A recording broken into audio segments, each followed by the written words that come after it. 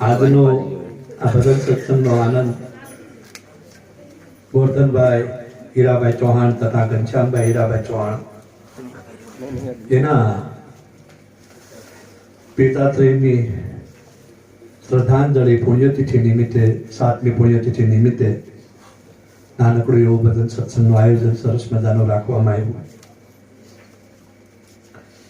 વાત અમારે ઉત્તરાયણની આજુબાજુની વાત હતી, પણ ગોરધનભાઈનું કહેવાનું એમ હતું કે બાપુ આપણે થોડુંક વહેલા ભજન સત્સંગનું આયોજન રાખી તો કેમ થશે.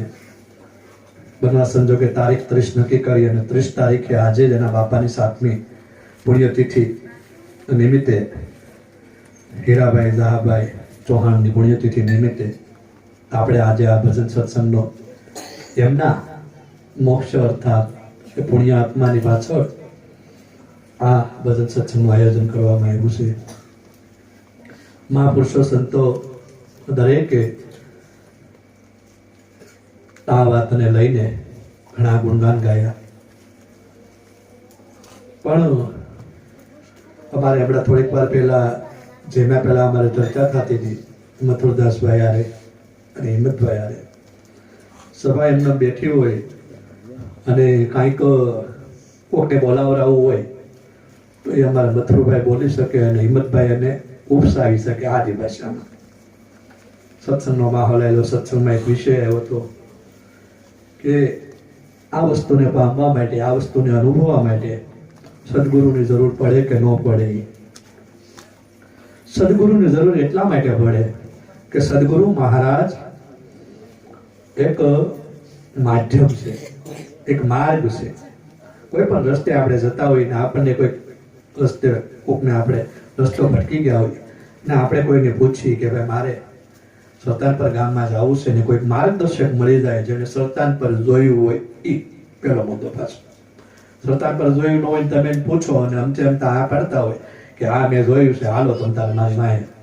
તો એમની જેને સરતાનપર જોયું હોય અને જેને ગામ જોયું હોય એવા માણસનો તમે માધ્યમ લઈ અને માર્ગદર્શક બને તો પછી તમે સરતાનપર ગામ તમારે જે મુકામ હોય એ મુકામે તમે જાઓ ત્યારે તમે એ ગામમાં આવો, જેને મળવાનું હોય એને જે આનંદ થાય એવી વાત છે.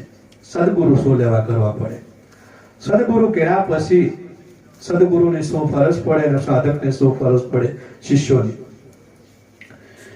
એ વિષય પર આપણે થોડીક ચર્ચા કરશું. સદગુરુ અને શિષ્યનો આદ અનાદનો નાતો હોય છે, આ કે એક જન્મનો નાતો હોતો નથી. ગુરુ અને શિષ્ય જ્યારે બંને ભેગા થાય છે ત્યારે એ આ જન્મમાં પણ નથી મળેલા, પણ અનંત જન્મોથી ગુરુ અને શિષ્ય મળતા આવેલા હોય છે. આવું મહાપુરુષો સંતોની સહી છે. એમાં સવારામ બાપા કે પારક ગુરુ જો કોઈ મળે પૂરા વર્ષે નૈનમાં નૂરા, પણ ગુરુ શિષ્ય દોનો હોય હાથા તો પ્રગટે પ્રેમ જ્યોત પ્રકાશા. ગુરુ અને શિષ્ય બંને આ વિષયમાં સાચા હોય તો ભીતર આત્મ તત્વ રૂપી પ્રેમ તત્વ રૂપી જ્યોત છે એનો દીદાર થાય. કેમ મહાપુરુષો અને શિષ્યનો આદનાદનો નાતો હોય છે? કારણ કે આ એક જન્મથી ભેગા થતા નતા આવતા, અનંત જન્મોથી આ બંને હારે આવે છે. ભગવાન શ્રી કૃષ્ણ એમ કહે છે કે જ્યારે જીવાત્મા જ્યારે આ દેહ છોડી દે અને દેહ છૂટ્યા પછી એના કર્મ ધર્મ પ્રમાણે જે એને જીવને જે જન્મ મળે છે એ જીવ જન્મ મળે છે, પણ જ્યાં એની આગલા જન્મમાં જ્યારે એનો દેહ છૂટ્યો હોય જે એની પ્રવૃત્તિ રહી હોય, જે એનું કાર્ય રહ્યું હોય, એ કાર્ય એનું અધૂરું રહ્યું હોય, એને પાછું એને બીજા જન્મમાં પાછી ત્યાંથી એની શરૂઆત થાય. એ જ બીજા જન્મમાં પાછી એની ત્યાંથી શરૂઆત થાય છે. એમ ગુરુ અને શિષ્ય વિખુટા પડ્યા હોય, ગુરુ અને શિષ્ય અનંત જન્મથી વિખુટા પડેલા હોય ત્યારે એની જે ભૂમિકા હોય, એની જે વાત હોય, એનો જે વિષય હોય એનાથી છૂટા પડેલા હોય, પણ પાછું એને પુનર્જન્મ જ્યારે એનો છો હોય અને એ જન્મમાંથી એને પાછી એની ભૂમિકા અને એની વાતથી એને આગળ ગતિ કરવાનો મોકો મળે.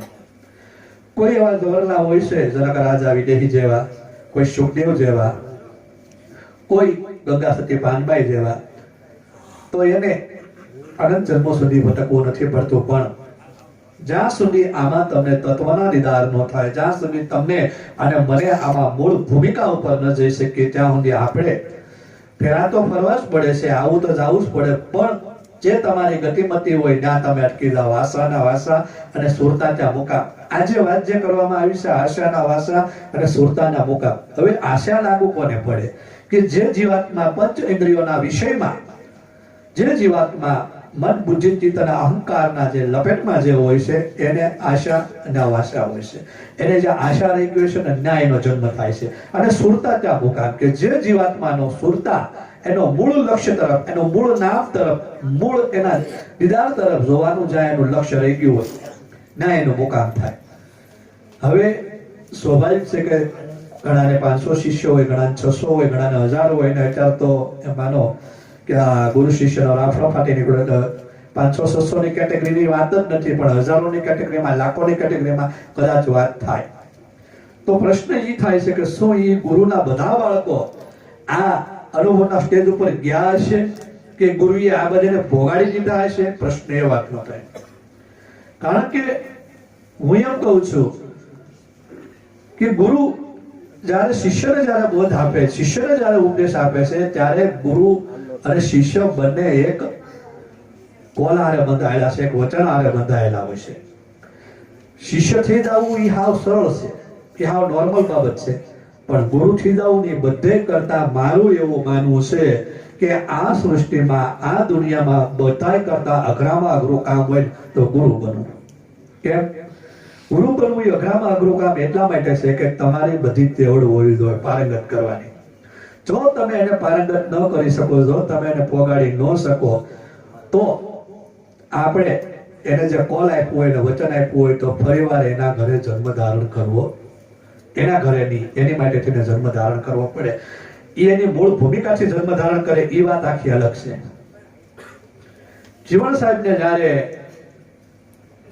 દેહ છૂટવાનો સમય થયો અને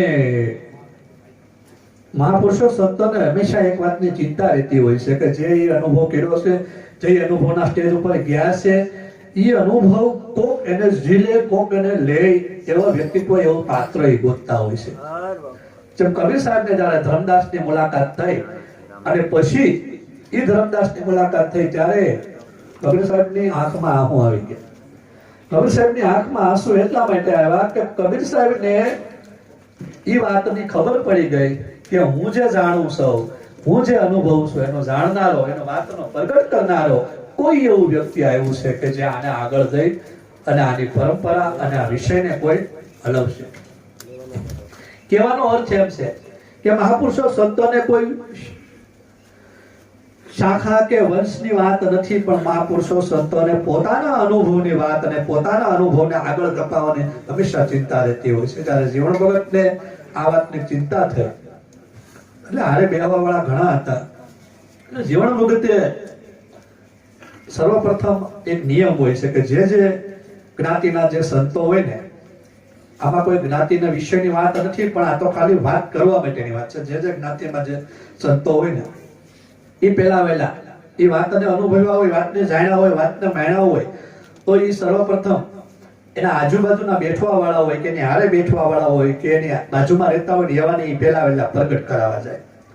પણ આ કંઈક દુનિયાનો નિયમ કંઈક એવો ઉલટો છે કે ભગતને કોઈ ઓળખી ન શીખ્યા, સંતને કોઈ ઓળખી ન શીખ્યા. જીવણ સાહેબ જ્યારે ઘોઘાવદરમાં જ્યારે ગયા, મહાપુરુષો સંતો આવી કથા એના મુખે સાંભળેલી, જ્યારે ગયા ત્યારે કોઈ એની વાતને કોઈ અનુભવી નહીં, કોઈ એનો માન્ય ન રાખ્યો કે તું કામણ ગાળો છો ને તારી પાસે કાંઈ છે નહીં, તારી પાસે જે કાંઈ છે એ બધું કામણ ગાળો છો, એટલે અમારે કાંઈ લેવું નથી, અમારે હજી સમય છે, અમારે હજી કાંઈ ઉતાવળ નથી. આમ કરીને જીવણ સાહેબને એમ થયું કે હવે મારે આ વાત કોને અનુભવ કરાવી. હવે એવા સમયમાં જીવણ સાહેબની હારે કોરડા સાંગાણીથી પ્રેમસ કડિયા, પ્રેમ સાહેબ નામના એની હારે બેસતા છે. પ્રેમ સાહેબે એમ કીધું કે જીવણ ભગત તમે કેમ ઈ કે નિરાશ થયેલા છો? કે મારે હવે આ કાયાનો શું ભરોસો, હવે મારે જવાનો સમય આવી ગયો છે, જવાનો સમય આવી ગયો છે, પણ મારે જે આ વાત છે, મારો જે અનુભવ છે, જેની માટે મેં હજારો જન્મો ધારણ કર્યા અને આ વિષય હું ભોગ્યો છું, હવે એ વાતને લુપ્તપ્રાય ન થાય, એ વાત જમીનમાં મારી હારવા ન હોઈ જાય, એટલે મારે આ અનુભવ, મારે આ વાત પીરસવી છે. મહાપુરુષો સંતોને એ વિષયની વાત કેવી વારી લાગી છે, પેલો તો મુદ્દો એ વાત છે. પ્રેમ સાહેબ કડિયાએ કીધું કે ગુરુ મહારાજ કાંઈ વાંધો નહીં, હું તમારી વાત છે હું લેવા તૈયાર છું, પણ પ્રશ્ન એક વાતનો છે. પ્રશ્ન એક વાત એ છે કે તમે મને જ્યારે અનુભવ કરાવશો, જ્યારે મને આ વાત આપશો, પણ જેમ તમારે પાછળ કોઈ વાતનો વિસ્તાર નથી, એમ મારી પાછળ કોઈ વાતનો વિસ્તાર નથી. કેમ? કારણ કે ગુરુ મહારાજ મારે શેર માટીની ખોટ છે. શેર માટીની ખોટ છે એટલે આ વાતનો વિસ્તાર કેમ વધી શકશે? એટલે પછી ગુરુ મહારાજ એનું હું કરું? બસ જીવણ સાહેબે કીધું કે જાય કે કાંઈ વાંધો નથી, તારે શેર માટીની ખોટ હોય તો જા, હું આજથી જીવન વચન આપું છું કે તારા ઘરે હું દીકરો થઈને જન્મ ધારણ કરીશ. મહાપુરુષો સંતોની વાતનું પહેલા તો તમે વિચાર તો કરો કે એ જે વસ્તુને અનુભવ્યા છે, એ જે વસ્તુને જે જાણ્યું છે માણ્યું છે, એની માટે થઈને શિષ્યના ઘરે પણ દીકરો થવા તૈયાર છે. આ સદગુરુની વાત છે, આ સદગુરુની વાત છે.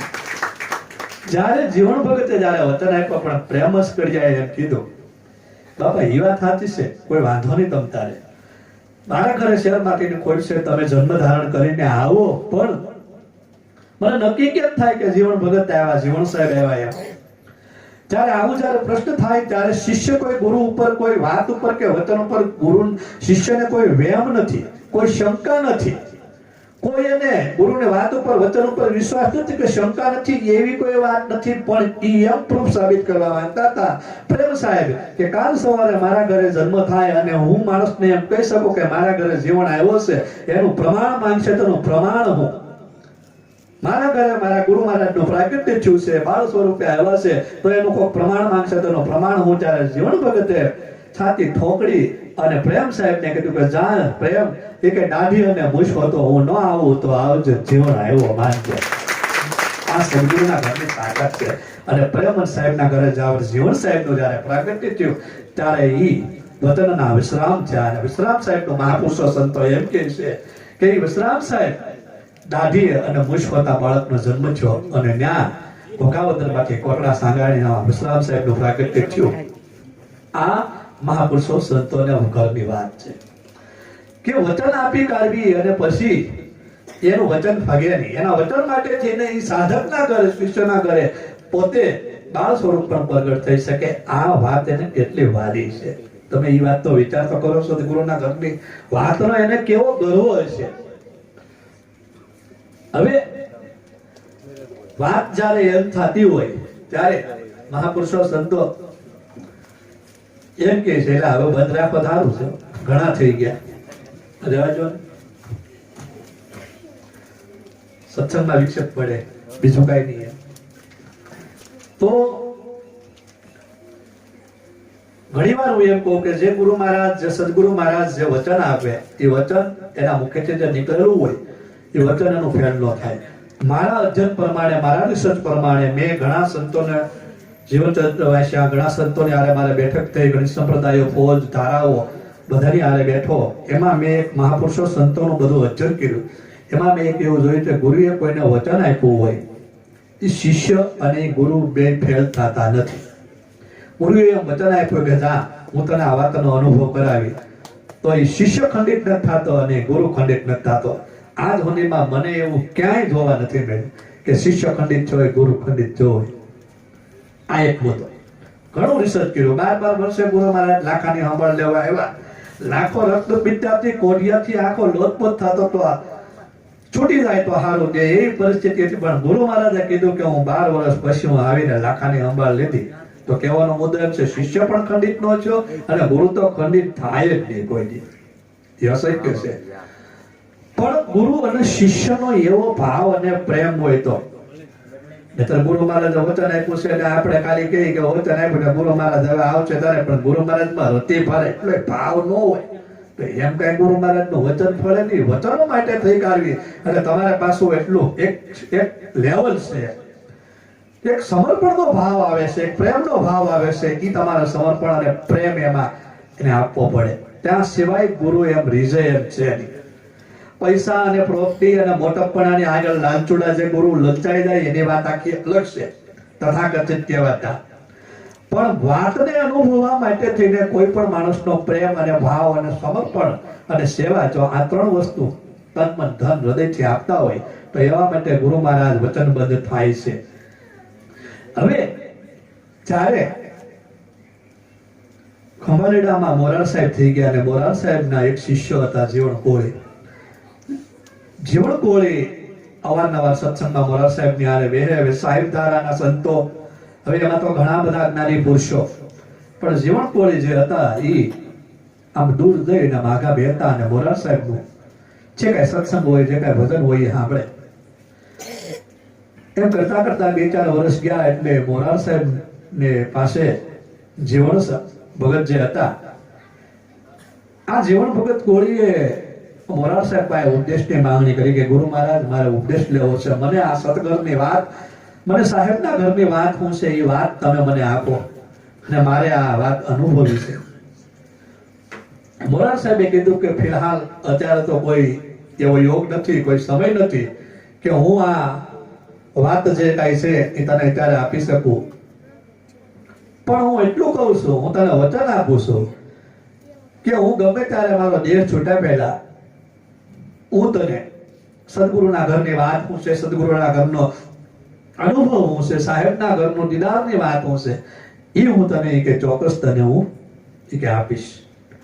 એનું એ મારું વચન છે. શિષ્ય માટે તો ખાલી એટલી વાત બહુ કાફી કે ગુરુ મહારાજ જયારે વચન આપે ને તો એનો તો આનંદ થઈ જાય. બરાબર, મને શિષ્ય નથી કર્યો એ વાત આખી અલગ છે.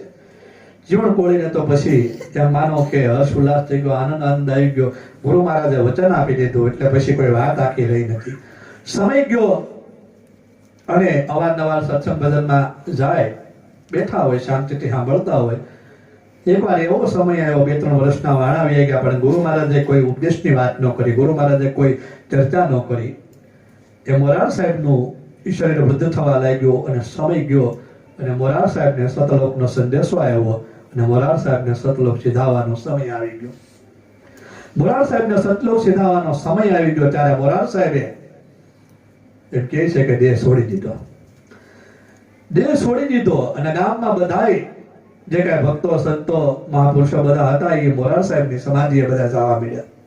સમાધિએ જવા મળ્યા એટલે આ જે જીવણ કોળી નામના જે ભગત હતા એ જીવણ ભગત એ તો પાણી વાળતા હતા અને ખેતરમાં પાણી વાળતા હતા એટલે પછી ભગત હોય ને એને બાજુ બધું તકલીફ બહુ હોય. જીવરાજભાઈ ખબર છે ભગત છે અને આઝાદ દાદા એમ તો કાંઈ તકલીફ નથી, એ તો બધે દળા બીવડાવે એવા છે કે નહીં. એટલે ભગત હોય ને એને તકલીફ બહુ હોય, આર્થિક, શારીરિક અને માનસિક, સમાજની બહુ. એ સમયમાં એને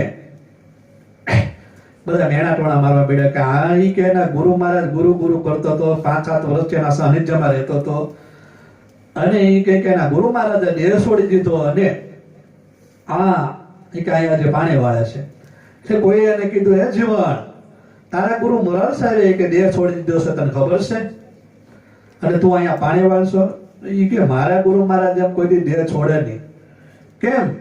કારણ કે મારા ગુરુ મહારાજે મને વચન આપ્યું છે કે મને આ વાતનો અનુભવ કર્યા સિવાય દેહ છોડે નહીં. 2-3 જણાએ કીધું પણ જીવણ કોળીના મગજમાં આવ્યું નહીં, એટલે ખ્યાલ ન પડ્યો. પણ છતાં બધા એવા એની આરે બેહવા ઉઠવાળા ભક્તો હતા, એને આજે કીધું અને માણસોની હોડ એક બાજુ હાલવા મળી રસ્તા ઉપરથી. એટલે આને એમ શંકા પડી કે આ તો વાસ્તવિકમાં મોરાર સાહેબે દેહ છોડી દીધો હોય છે કે હું? મારા ગુરુ મહારાજ મને વચન આપ્યું છે, વચન આપ્યું છે એટલે એ જાય ને. પણ છતાં ત્યાં જઈ અરે પાણી વાળતા વાળતા એ તો પાવડો ને બધું મૂકીને ગારાવાળા પગને મેલા ગયેલા કપડાને ઉપડ્યો. ત્યાં જઈને તો માણસની મેદની સંતો, ભક્તો, મહાપુરુષો અને ઘણા એના તો હરિભક્તો બધા આવેલા. ત્યાં આવેલા અને ભાઈ ભીડ જામી ગઈ અને બધું કુતૂહલતા હતું કે ભાઈ મોરાર સાહેબે દેહ છોડી દીધો, સમાધિ લઈ લીધી. એટલે આ ત્યાં ગયો એટલે ભગતે આ જઈને જોયું તો ત્યાં એને કોઈ પોગવા ન દે ના સુધી, કારણ કે મહાપુરુષો જયારે દેહ છોડી દે ને ત્યારે આ બધા નાના નાના સેવકો હોય ને એનું કાંઈ ન આવે, પણ આ બધા મોટા હોય ને ડાયા પણ કરતા હોય ને એ પેલા આગળથી જાય ને આ પછી બધા આગળ દેખાય. કોને ખબર જીવતા કઈ કાંદો ન કાઢી દો, મેરા પછી કાંદો કાઢ દેતા કોને ખબર, એવું મનમાં હોય. એટલે નાના સેવકો બિચારા ને કોઈ ગણે નહીં, મારા ટૂંકમાં કહેવાનો મતલબ. ત્યારે વાળા મોટા બધા આગળ થઈ જાય અને આમ તો આગળ કરવાય પડે, કારણ કે ભંડાર ખર્ચત કે એમને નીકળાય. નાના સેવકો બિચારા કરે પછી આને ખબર હોય કે આપણે મોટા આગળ કરીએ. પણ વાસ્તવિક પ્રેમ ને ભાવનાની વાત છે. પ્રેમ અને ભાવની જો આધીન હોય તો ગુરુને આની ખબર હોવી જોઈએ કે મારા શિષ્ય કોણ છે, ક્યાં છે. એટલે એ તો ભીડમાં આગળ પાછળ થાય, પણ કોઈ એને ત્યાં સુધી જવાનો દે. એને પણ કે મારે ગુરુ મહારાજના દીદાર કરવા છે, ગુરુ મહારાજના મારા દર્શન કરવા છે, મારે એને મળવું છે, મારે એને જોવું છે, પણ છતાં કોઈ એને જવા ન દે. એમ કરતા કરતા ભાઈ એક બે જણાને પૂછતા કે ભાઈ મને જવા દો, મારે ગુરુ મહારાજને મારે મળવું છે, પણ તારે ગુરુએ દેહ છોડી દીધો છે, તારા મળે શું કરવું, કે જવા દો. એમ કરતા કરતા હારે બેહવા વાળા કોઈ ખારા માણસ હશે, એ કહેલા ભાઈ એને જોવા દો, એને ગુરુ મહારાજને એને દર્શન કરવા દો, ગુરુએ એને દેહ છોડી દીધો છે. એમ કરતા કરતા ધીરે ધીરે બે પાંચ જણા આગળ લાગવત કરી કરતા કરતા પહોંચ્યા. ત્યાં ગયા હતા, મોરાર સાહેબે દેહ છોડી દીધો. મોરાર સાહેબે દેહ છોડી દીધો અને જીવનના આંખમાં આહુની સોધારા જાય ભાગી. જીવનના આંખમાં આહુની સોધારા જાય ભાગી એટલા માટે કે મારા ગુરુ મહારાજે મને વચન આપ્યું, અને વચન આપ્યું અને એને દેહ છૂટી જાય, સમાધિ લઈ લે એવું બને જ નહીં. એમ બધાને એમ કીધું કે ભાઈ હમણાં કોઈ પણ જાતની ઉતાવળ ન કરતા, મારા ગુરુ મહારાજને બે પ્રશ્ન કરવા છે, મારા ગુરુ મહારાજને મારે વાત કરવી છે, પણ કે હું પ્રશ્ન પૂછશો, તમે કોની આગળ વાત કરશો, કોની આગળ રાવ રેડશો. મોરાર સાહેબ તો એ કે સ્વધામ બી ગયા, પણ તોય ભાઈ સાધકની તો ભાઈ છે ને પ્રેમ લક્ષણા ભક્તિ, ભાવ લક્ષણા ભક્તિ હોય તો ઈ તો કઈ કાલી ખાલી ભાષામાં ઈ તો કઈ કેતો છે, ભલે દેહ છોડી દીધો, પણ એને એમ કીધું મારે કેવું છે, મારે જાવું છે. અને પછી આ જીવન ભગત ના જઈ કાઢવી અને મોરાર સાહેબ ની આગળ જઈ કાંઈ રાવવું રેડે, અને મોરાર સાહેબ ને આગળ ઈ ગુણ ગાય છે કે ગુરુ મારા ગાય રે મોરારનો મહિમા, ગુરુ મારા ગાય રે મોરારનો મહિના, ગુરુ ના ગમથી રે હું ગાઉં છું, આજે તમારો મહિમા ગાઉં છું, પણ મને તમારી ગમથી છે, મને તમારી જાણથી છે, એટલે આજ હું તમારો મહિમા ગાઉં છું. ગુરુ મારા ગાય રે મોરારનો મહિમા, ગુરુના ગમથી રે. તમે મારા આત્મના છો ઉદ્ધાર, તમે મારા આત્માના ઉદ્ધાર કરવા વાળા છો, તમે એક જ છો હરિગુરુ. પણ તમે આજ મને મૂકીને તમે કેમ આજ આયલા છો, તમે કેમ જાઓ છો? તમે મારા આત્મના છો ઉદ્ધાર, આ તમે મને મૂકીને હાલ્યા કેમ? એમ તમારાથી એમ જવાય કેમ? ત્યારે આવું જીવન કોળી જ્યારે ઠપકો આપી કાઢીને સમાજની વચ્ચે એમ બોલે કે એટલા માટે હું તમને કહું છું કે હવે તમે મને બીજી વાર મને મળવાના નથી, કારણ કે તમે મને આ જન્મમાં તો મને પ્રમોદ કર્યો ને આ જન્મમાં તો તમે મને વચન આપ્યું, પણ તમે વ્યા ગયા છો, પણ હવે તમે મને બીજી વાર થોડા ના મળવાના છો. એટલે એનો મહિમા ગાય છે મોરાર સાહેબ ની આગળ કે તમે કેવા છો અને તમે શું કર્યું છે, એનો એ મહિમા વર્ણન કરે છે આગળ.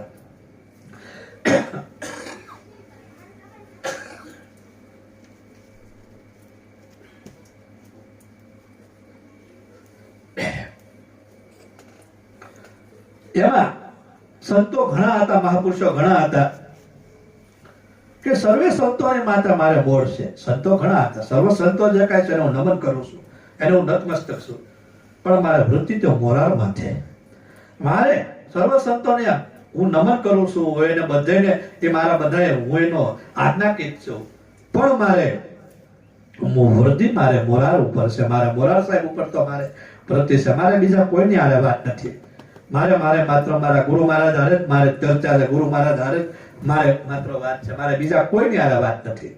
સંતો બધા મારા માટે નતમસ્તક હું થઈ જાઉં, સંતો બધા મારા માટે છે, એને હું ચરણ વંદના કરું, એને હું વંદન કરું, પણ મારે મોરાર સાહેબ ઉપર મારી વૃત્તિ છે. મારે એની આરે ચર્ચા છે કે જે અમે બે કોલે બંધાણા, જે એને મને વચન આપ્યું છે, એની આરે મારે ચર્ચા છે. તો કે વાંધો નહીં, તો કે આજ ધૂણીધરે આજે કે ધરા ધ્રુજાવી. ધૂણીધર શબ્દ એટલા માટે પ્રયોગ કરવામાં આવ્યો કે મારી આ જે પૃથ્વી તત્વ અગ્નિ જળ વાયુ આજે માટીનો જે પિંડ બીનો ને એ આજ મારી ભૂમિ કે ધરા કે ધ્રુજાવી દીધી. કેમ ધ્રુજાવી દીધી? ધૂણીધર એટલા માટે કીધું કે સદગુરુ કોઈ પણ સાધકને માથે જ્યારે આ દીદાર જ્યારે કરાવે છે ત્યારે એને ધૂણીધર કહેવામાં આવે. આપણે બહુ સરસ શબ્દ પ્રયોગ કે લખેલું હોય છે ટૂંકમાં કે પપુ લખેલું હોય, ધધુ લખેલું હોય. પપુ એટલે પરમ પૂજ્ય, ધધુ એટલે ધર્મ ધુરંધર. ધર્મ અને ધુરંધર, પેલા તો સર્વપ્રથમ તો ધર્મને જાણવા વાળો હોવો જોઈએ, અને ધર્મને જાણે ને એને ધુરંધર કહેવાય. જે ધર્મને જાણે ધર્મને જાણે એને ધુરંધર કહેવાય. માત્ર ધધુ લખવાથી કે પફુ લખવાથી પરમ પૂજ્ય ન થઈ જાય. પરમ પૂજ્ય એટલા માટે શબ્દ પ્રયોગ કરવામાં આવે કે જેને પરમને જાણ્યું હોય, જેને પરમ સત્યને જાણ્યું હોય, જેને એક સત્યને જાણ્યું ન હોય એને પરમ પૂજ્ય કહેવાય. આ તો ઘડી કઈક બે પ્રકારનું જ્ઞાન આવડી ગયું અને કઈક થઈ ગયું એટલે પરમ પૂજ્ય લખી નાખીએ, પરમ પૂજ્ય ન થવાય. આ ધૂણીધર તમે આ ધરા ધ્રુજાવી, આ જ ધૂણીધર તમે મારી આ પિંડ રૂપી તમે આજ મારી ધરા કે ધ્રુજાવી છે. તમે ઈ કે મને આજે કે છેતરીને વિયા ગયા છો, તો તમે મને વચન આપ્યું છે તો એ વચનનું પ્રમાણ આપો ને તમે જાગો એમ. પણ બધા બોલ્યા એટલે એમ થોડા કે ગુરુ મહારાજ જાગી તો સોદામ વિયા ગયા, હવે તો એને છોડી દીધો કે એ વાત સાચી છે, પણ મને કાંઈક રાવ રેડવા દો, મને કાંઈક કહેવા દો. તો પછી છે ને આ સમાજમાં એક નિયમ છે કે જ્ઞાની પુરુષ, એક અનુભવી પુરુષ અને એક જેના શિષ્ય હોય ને એ ગુરુને મેળો મારી શકે, બીજું કોઈ ન મારી શકે. મેળો એટલા માટે મારે, મેળો એટલા માટે મારવું છે કે એ ગુરુ નો કહે તો કોને કહે, એટલે એને મેળો મેળ્યું કે હે ગુરુ મહારાજ, સિંહોના ન હોય સૈન્ય. સિંહો હોય ને, સિંહ હોય ને એનો એ કે છે ને સૈન્ય ન હોય, એના ટોળા ન હોય. સિંહ આપણે હોય તો સિંહ લગભગ ટોળા જોવા ન મળે. હવે જોવા મળે કોને ખબર, કારણ કે હવે વધી ગયા બહુ. એ સમયમાં સિંહ બહુ નતા. એટલે સિંહ છે એ જંગલનો રાજા છે. જંગલનો રાજા છે ને એ ઓલમોસ્ટ એકલો ફરતો હોય, એને ટોળું ન હોય, એની આગળ પાછળ કઈ ટોળા ન હોય, સૈન્ય ન હોય. એને કોઈની રખેવાળી જરૂર ન પડે. એ પોતે એની રખેવાળીથી પોતે એને નિજાનંદમાં ફરતો હોય, પોતે એની મસ્તીમાં ફરતો હોય. એમ કોઈ અનુભવી પુરુષ હોય, કોઈ જાણકાર પુરુષ હોય. એમ મોરાર સાહેબ ને અહીંયા જીવન ભગત તાક કરીને કહે છે કે ગુરુ મારા સિંહોના ન હોય સૈન્ય. સિંહોની આગળ પાછળ સૈન્ય ન ફરે, સિંહોની આગળ પાછળ કોઈ હોય નહીં. કેમ? કારણ કે ઈ પોતે એને પોતે ઈ રાજા છે. એમ જે પોતાની જે આત્મા અનુભવને જે જાણે લે, પોતે જે નિજાનંદ સ્વરૂપમાં હોય, એની આગળ પાછળ કોઈ સૈન્ય ન હોય, એને કઈ કોઈની જરૂર નથી. આવા એના ગુરુના વખાણ કરે. પણ કે બીજાના ફરે છે આમાં ટોળા, કે બીજાના તો છે નહીં કે આમાં ટોળા ફરતા હોય. સિંહ પછીના જે કોઈ હોય એના ટોળા ફરતા હોય. મહાપુરુષો સંતો એમ કહે છે કે મંડપ અને મેળા કરવા એ તો અધૂરિયાના કામ છે. ભાનભાઈ, મેળા અને મંડપ કરવા એ તો અધૂરિયાના કામ છે. તો એનો મતલબ એવો નથી કે મેળા અને મંડપ કરતા હોય તો એ ન કરવા જોઈએ, પણ મેળા અને મંડપ કરવાથી કાંઈક સમાજમાં કાંઈક જાગૃતિ આવે. આપણે આ સત્સંગનું આયોજન છું તો અહીંયા આપણા માણસો તો ભેગું ચૂસ છે, અહીંયા આપણે પ્રસાદનું રાખ્યું, માણસો ભેગું શું છે. તો આ એક માધ્યમ છે સત્સંગ સમજાવવા માટે થઈને. આમને આમ તમે ખાલી હું તમે ભેગા થાય અને પછી જે ચર્ચા કરી તો એ ચર્ચાનો અનુભવમાં વિષય ન નીકળે. પણ કાંઈક માધ્યમ રાખી અને કાંઈક એમ માનો કે બધા ભેગા થાય, ગુરુભાઈ ભેગા થાય, સંતો ભેગા થાય, કુટુંબ ભેગું થાય, હગાવાલું ભેગું થાય અને કાંઈક આવું માધ્યમ રાખીને સત્સંગ કરીએ તો એથી 5 જણાને વિષયની ખબર પડે, જ્ઞાનની ખબર પડે. એટલા માટે થઈને જનજાગૃતિ માટે સમાજમાં જ્ઞાન અને સત્સંગની ધારા ફેલાવવા માટે થઈ. અને આ કદાચ થતું હોય, પણ વાનભાઈ અને ગંગા સતીની વાત આખી અલગ છે. એને એમ કીધું મેળા અને મંડપ કરવા એ અધૂરિયાના કામ છે. એ વાત કઈ ખોટી નથી, આપણે એને ખોટી પણ ન કહી શકાય. પણ આપણે અનુભવી હોય તો, આપણે અનુભવી ન હોય તો આપણેથી ન કહેવાય. તો કે બીજાના ફરે છે આમાં ટોળા, પણ મારા મોરાર સરીખા હવે મળવાના નથી અમને થોડા રે. બીજાના આમાં એક ટોળા ફરે, પણ અમને મોરાર સરીખા હવે મળવાના નથી બીજા કોઈને. મોરાર છે એ અમને મળવાના છે, એવા થોડા અમને કોઈ મળવાના છે. અમારે મોરાર સાહેબ અમારે જે કાંઈ વાત છે. પછી એમાંથી ભાઈ ગુરુ મહારાજ શિષ્યને કેટલું રાખે છે એનો શિષ્ય વખાણ કરે છે. ગુરુ મહારાજ એના શિષ્ય પ્રત્યે ગુરુને કેટલો પ્રેમ હોય છે, ગુરુનો કેટલો ભાવ હોય છે. શિષ્ય એને વાણી દ્વારા જગતની સામે સમાજની આગળ એ વર્ણન કરે છે. ગુરુ મહારાજ દૂધ રે સાકર ને અમને ઘોળી ઘોળીને પાયા રે, દૂધ રે સાકર ને અમને ઘોળીને ઉછેર્યા, અમને દૂધમાં સાકર નાખી અને અમને ઘોળી ઘોળીને તમને અમને ઉછેર્યા, અમને મોટા કર્યા, અમને આ દરજે સુધી બગાડ્યા. દૂધ એક એવી વસ્તુ છે કે ભાઈ દૂધ છે ને એ ચોખ્ખું છે. દૂધ એક એવી વસ્તુ છે કે એ ચોખામાં ચોખ્ખું દૂધ હોય. અને એ ઘોળી ઘોળીને તમે અમને પીવડાવી, તમને ઉછેર્યા. પણ હવે આજ તમે વખડા કાં ઘોળો મહારાજ? તમે હવે આજે આ સમયે હવે તમે વખ નામ વિષ નામ ઝેર, તમે આજ તમે ઝેર કાં ઘોળ્યું? આજ અમને મેળો રહેશે કે અમારા ગુરુ મહારાજ સિધાવી ગયા છે અને હું કોરો રહીશ. ગુરુ મહારાજે વચન આપ્યું, હું કોરો રહું એ વાતનો પ્રશ્ન નથી, હું વાત અનુભવ કરીને વ્યો જાઉં એ પ્રશ્ન નથી, પણ તમે મને વચન આપ્યું છે એ વચનનું હું. કાલ સવારે કોક એમ કહે છે કે અમારે ગુરુ મહારાજે વચન આપ્યું અને એ વચન ફેલ કરીને ગયા એનું હું. એટલે કીધું કે આજ વખડા ક્યાં ઘોળો મહારાજ, તમે આજ વખ લેવા ઘોળ્યું, તમે આજ ઝેર ક્યાં ઘોળ્યું એમ. તમે તો અમને દૂધ અને સાકર ગોળીને અમને ઉછરીને અમને મોટા કર્યા, પણ આજ જ્યારે અમારે જવાનો સમય છે તો તમે વખ ગોળ્યું. આવું શિષ્ય ગુરુનું વર્ણન કરે કે ગુરુએ એને કેવા હાંચવા. પછી કે ઊંડારી કુવાની માયા આજ તમે અમને ઉતાર્યા રે. આપણે કૂવો હોય અને કૂવામાં આપણે કોઈ ઉતરીએ પણ પછી દોડ કોક લઈ લે કેવું થાય. પેલા ઉતરી ત્યાં તો કાંઈક એમ માનો કે માછી બનાવે કે કાંઈક ખાઈ નાખે, પછી એ બધું લઈ લઈને કે હવે તમે તમારી રીતે આવી જાવ તો કેવું થાય. ઉતારી તો દીધા પણ હવે જાવું કેમ? તો કે ઊંડારે કુવાની આજ તમે ઉતાર્યા રે આજ અમને, તમે અમને આ વસ્તુમાં આ વિષયમાં તમે અમને અધૂરા રાખી ઊંડા ઉતારીને તમે વિયા ગયા. હવે અમારે શું કરવું?